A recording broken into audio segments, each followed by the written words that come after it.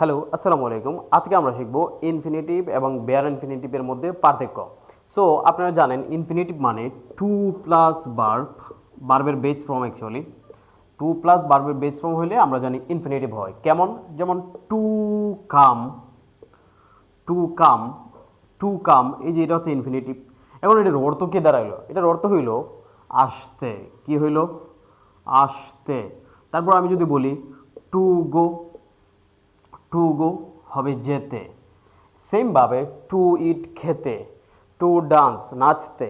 So এরকমভাবে আমরা ইনফিনিটিভগুলো ব্যবহার করতে পারি। কিন্তু বেয়ার ইনফিনিটিভ কখন হবে? বেয়ার ইনফিনিটিভ তখনই হবে, একদম মনোযোগ দিয়ে শোনেন, বেয়ার ইনফিনিটিভ তখনই হবে যখন মডাল অক্সিলারি সামনে থাকবে।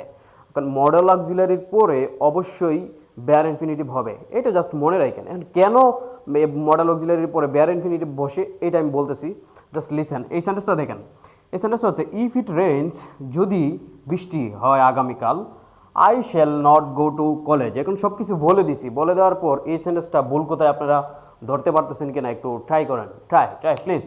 সো এখানে ভুলটা হচ্ছে এই জায়গায়, খেয়াল করছেন? কারণ এটা কিন্তু মডাল অক্সিলারি, ঠিক আছে? এখন আমি একটা কথা বলি, অনেকে মডাল অক্সিলারি বা কি যদি বেসিক লেভেলে থাকেন তাহলে এগুলো বুঝবেন না। যদি না বুঝে থাকেন তাহলে কমেন্ট করবেন, আমরা বিস্তারিত একদম বেসিক লেভেল থেকে অন্য ধরনের ভিডিও বানানোর চেষ্টা করবো আপনাদের জন্য।